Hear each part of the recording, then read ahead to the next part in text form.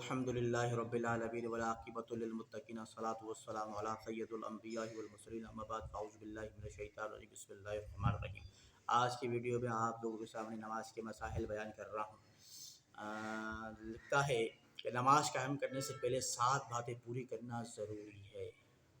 7 باتوں کو شرائط نماز کہا جاتا ہے۔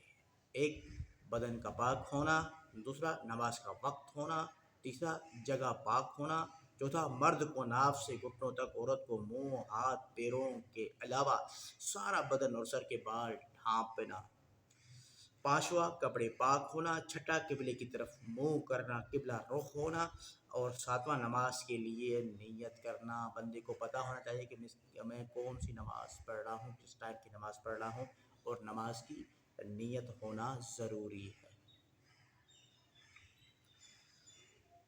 فرض، واجب اور سنت اور نفل۔ فرض اس عمل کو کہتے ہیں جس کو ادا کرنا ہر مسلمان پر لازم ہے، کوئی شخص اس سے انکار نہیں کر سکتا۔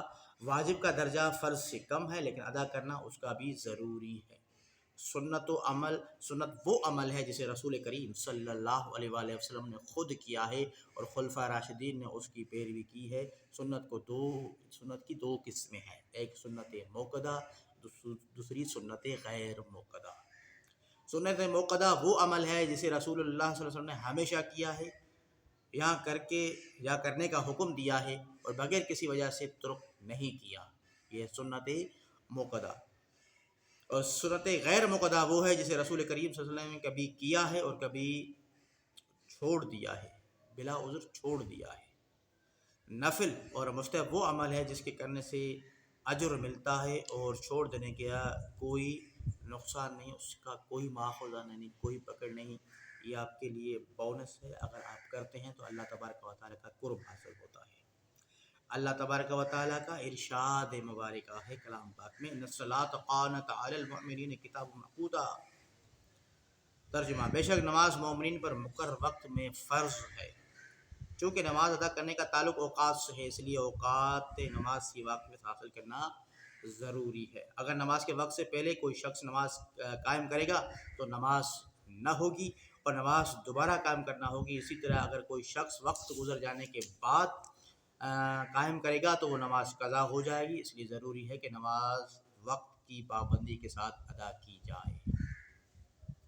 فجر کا وقت۔ فجر کی نماز کا وقت صبح صادق سے سورج نکلتے تک ہے۔ سورج کا ذرا سا کنارہ بھی نکل آئے تو فجر کا وقت ختم ہو جاتا ہے۔ صبح صادق سورج نکلنے سے تقریباً 1.5 یا پونے 2 گھنٹے پہلے ہوتی ہے۔ صبح صادق ہوتے ہی فجر کا وقت شروع ہو جاتا ہے اور صبح صادق ہوتے ہی تہجد کا وقت ختم ہو جاتا ہے۔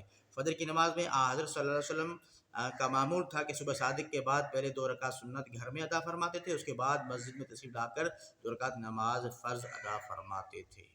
ظہر کی نماز کا وقت سورج ڈھلنے کے بعد شروع ہو جاتا ہے۔ اس کی پہچان یہ ہے کہ سورج نکل کر جتنا اونچا ہوگا ہر چیز کا سایہ اتنا ہی گھٹ جائے گا۔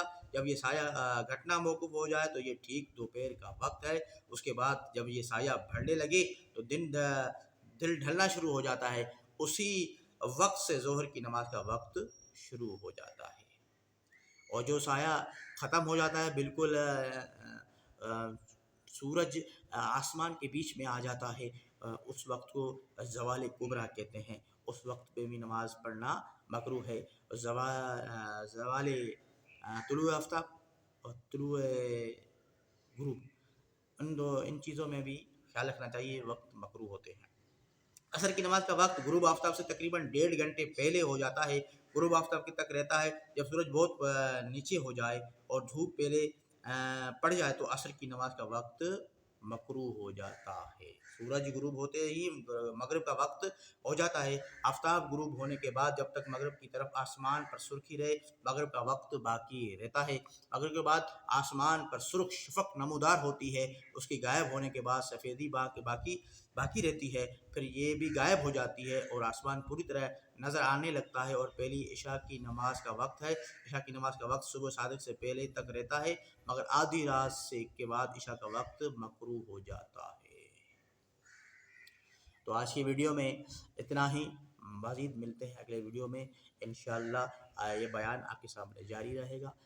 زندگی کا تعین کرا ہے کہ یہ جو ساری کتابیں ہیں یہ جو سارے معاملات ہیں یہ سب آپ کے سامنے بیان کیے جائیں گے. تو آج کی ویڈیو میں اتنا ہی، مزید ملتے ہیں اگلے ویڈیو میں. وآخر دعوانا الحمدللہ رب العالمین. السلام علیکم ورحمۃ اللہ وبرکاتہ.